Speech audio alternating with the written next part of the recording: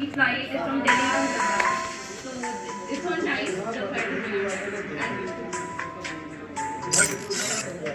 Janata also obviously because it's already leadership that's getting targeted. It's the civilians are getting affected most importantly.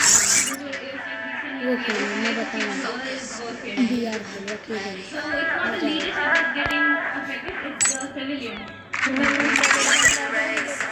Fall back, no chase. Turn up the bass. Gotta level up your game. Looking for the fight. Target inside. Another night.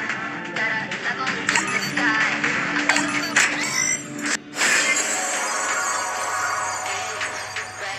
Middle east में Iran और Israel के बीच जारी टकराव का खतरनाक मोड़ पकड़ लिया। अमेरिका और इजराइल ने संयुक्त रूप से कार्रवाई करते हुए ईरान पर भीषण हमले किए जो 300 बढ़ा दिया है। इसके विरोध में ईरान ने कई देशों में बने अमेरिकी सैनिकों ने हमले किए जिससे पूरे मिडल ईस्ट में तनाव बढ़ गया है। दूसरी तरफ खामनेई की मौत के बाद ईरान ने भी अपने तेवर से बता दिया है कि वो रुकने वाला नहीं है, झुकने वाला नहीं। ईरान के ग्राम काबुल मस्जिद और इंतकाम का लाल झंडा फहराया गया। Yo, Free Fire you ready? Let's take off with the beat. It's showtime.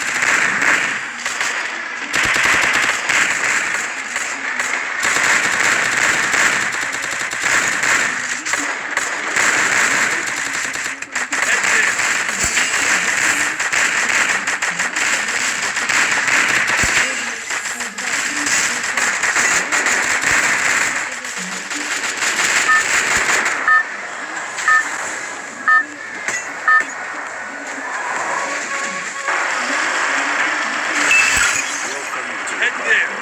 Let's walk the sky together.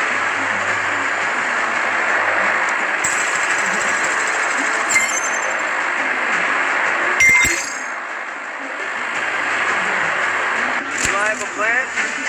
I'll figure it out. Head there. Roger.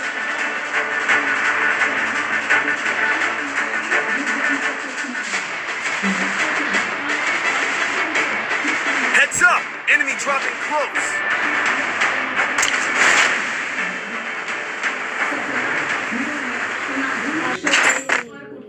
Side में Got a gun!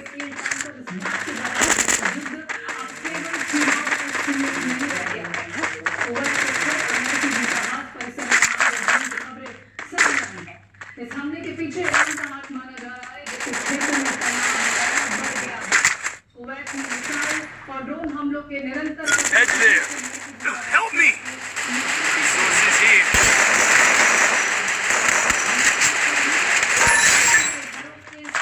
एक बंदा और है वहीं पे छिपने और खिड़कियों से दूर रहने को कहा गया।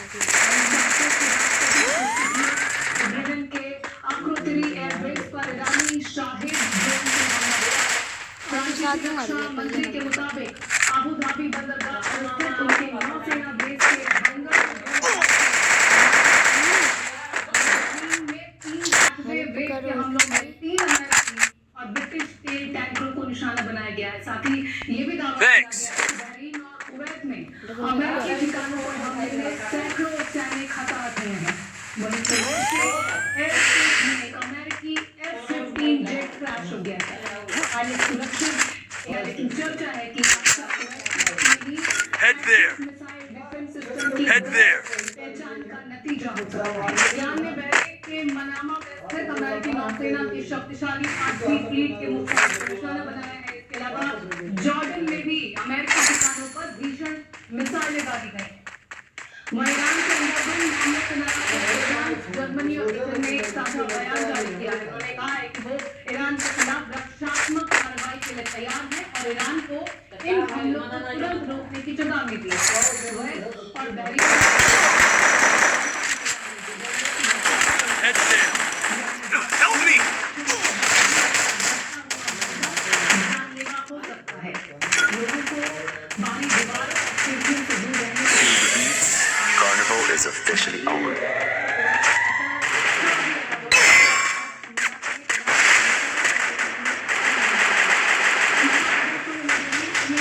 देख के फिर देखेंगे उस क्षेत्र की स्थिरता के लिए बड़ा खतरा बताया है। अमेरिका ने अपनी संप्रभुता, नागरिकों की सुरक्षा और नागरिक बुनियादी ढांचे को निशाना बनाने के लिए ईरान को जिम्मेदार ठहराया है। ये देश एकजुट होकर अपने नागरिकों की रक्षा करने और आत्मरक्षा होती जा रही है।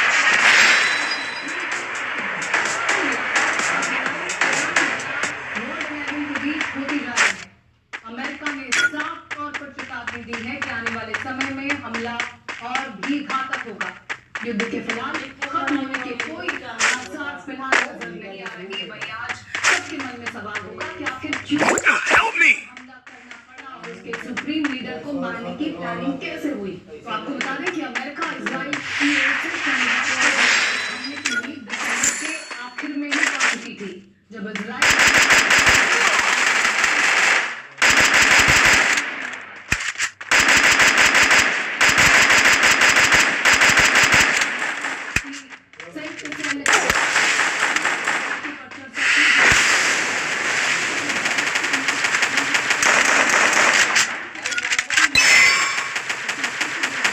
Double takedown. ईरानी सरकार ने सख्ती से प्रदर्शन दबा दिया। Go for the arsenal! Trump ने सोशल मीडिया पर लिखा कि मदद पहुंचने वाली है और प्रदर्शनकारियों से सरकारी संस्थानों पर कब्जा करने की अपील की। 14 जनवरी को ट्रंप हमले के आदेश देने ही वाले थे, लेकिन उन्होंने कदम पीछे खींच ली। इसकी बजाय उन्होंने मिडिल ईस्ट में बड़ी सैन्य तैनाती की, इजराइल के साथ एक संयुक्त ऑपरेशन की गुप्त I'll figure it out.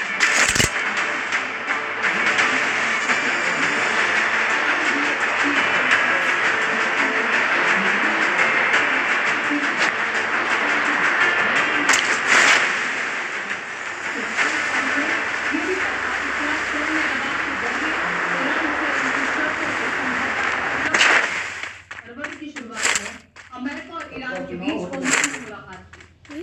कुछ दिन बाद नेतन्याहू वॉशिंगटन पहुंचे ताकि बातचीत और संभावित सैन्य हमले पर चर्चा हो सके। ट्रंप के दूत जेरेड कुशनर और स्टीव विटकॉफ को शुरुआत से ही समझौते की संभावना कम लग रही थी, लेकिन उन्होंने बातचीत जारी रखी। ईरान को साफ बता दिया गया था कि अगर जल्दी ठोस प्रगति नहीं हुई तो सैन्य कार्रवाई होगी। जिनेवा बैठक से एक हफ्ते पहले अमेरिका और इजराइल ने हमले की संभावित तारीख तय कर ली थी। वहीं शनिवार जब खामनेई अपने सरकारी परिसर में नियमित बैठक करते थे, चुनौती ये थी कि उन्हें शक न हो और वो अंडरग्राउंड बंकर में न चले जाएं। एक इजरायली खुफिया अधिकारी के मुताबिक मीडिया में खामनेई की हत्या की संभावना वाली खबर से कुछ चिंता जरूर हुई, लेकिन उन्होंने अपनी योजना बदली नहीं। गुरुवार को कुशनर और विटकॉफ जिनेवा पहुंचे। उन्हें पहले से अंदेशा था कि समझौता मुश्किल है, लेकिन Capturing the revival point. दरअसल बातचीत का नियम है कि जल्दी समझ में आ जाना चाहिए कि समझौता संभव है भी या नहीं। I'm being hunted! Help me! करीब भी नहीं था। अमेरिकी अधिकारियों के मुताबिक तीनों मुद्दों पर सहमति नहीं बनी। पहला, nuclear programme, Capturing the revival point. Programme और तीसरा, क्षेत्रीय भूतों को कमने।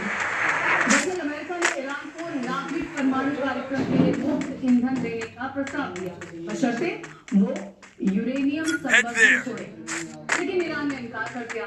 ईरान ने अपनी मिसाइल क्षमता पर चर्चा से मना कर दिया। वहीं ईरान ने मिलिशिया समूह और अमेरिका को खुफिया रिपोर्ट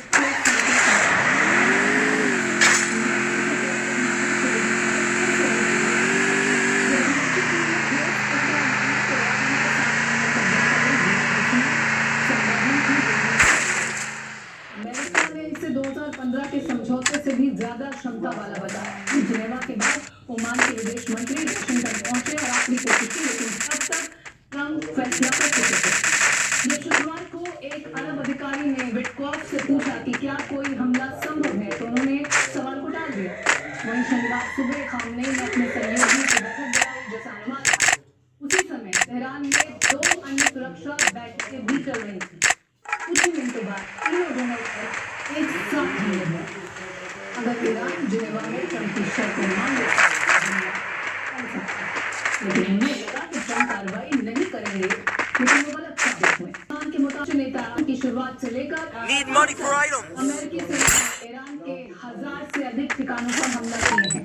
वहीं इजराइल की तरफ से भी ईरान में बमबारी जारी है। तो मिलाकर ये लड़ाई मिडिल ईस्ट को भारी संकट में डाल रही है।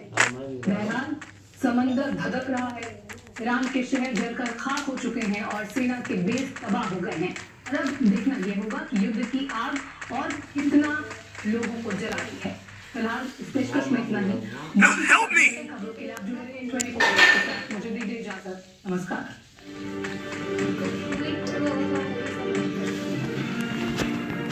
अभी हम करेंगे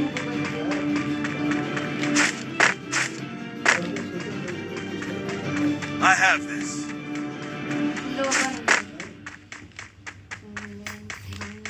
ईरान इजराइल के बीच सबसे बड़ी मुसीबत है। Head there. उससे लगा रहा है मदद की गुहार तो किसी भी खौफनाक मंजर। दुबई और सऊदी अरब में जिसके चलते देशों की फ्लाइट्स रद्द कर दी गई है। एयर स्पेस बंद है और सुरक्षा अलर्ट हाई पर है। जी हाँ, यहाँ तक कि सारी फ्लाइट्स भी रद्द कर दी गई है और बीच कुछ भारतीय सेना जिनके भी सबसे पहले बात करते हुए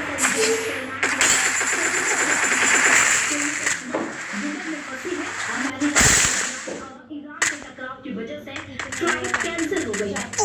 सोनल चौहान ने प्रधानमंत्री नरेंद्र मोदी से मदद की। Headset takedown.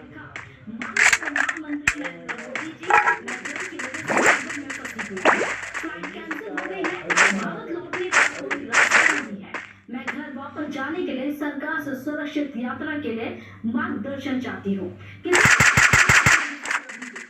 साउथ फिल्मों के चर्चित एक्टर अजीत कुमार एक रेसर भी है। रेसर रेसिंग कंपटीशन में दुबई जा रहे हैं। और ईरान के बीच दुबई में